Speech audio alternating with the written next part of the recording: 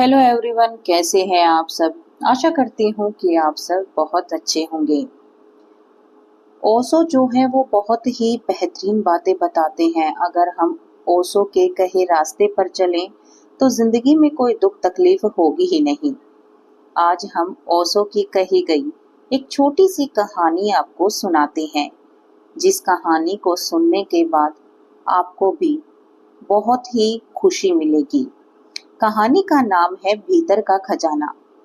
एक बार की बात है, एक आदमी एक साधु के पास गया और बोला कि महाराज, मैं बहुत गरीब हूँ, कृपया मुझे ऐसा कोई तरीका बताइए जिससे कि मैं अमीर बन जाऊं।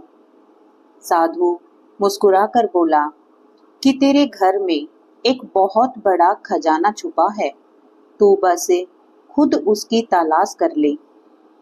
आदमी भी उस सन्यासी की बात को सुनकर बहुत हैरान हुआ और उसने कहा कि मैंने अपने घर को चप्पे चप्पे से देख लिया, मगर वहां पर कुछ भी नहीं है।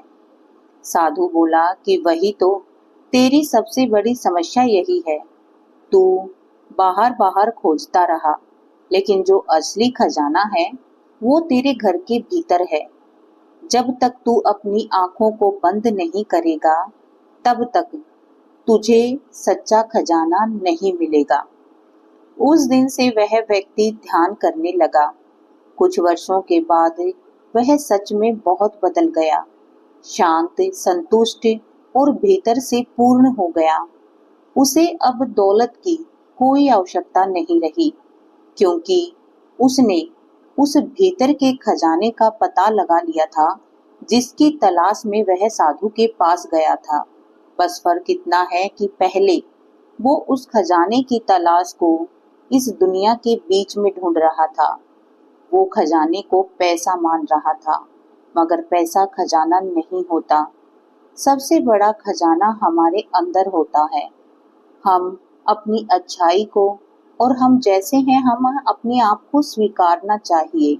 हमें ध्यान लगाना चाहिए, और जब उस परमात्मा के साथ हमारा रिश्ता जुड़ जाता है तो किसी खजाने की कोई चाहना नहीं होती।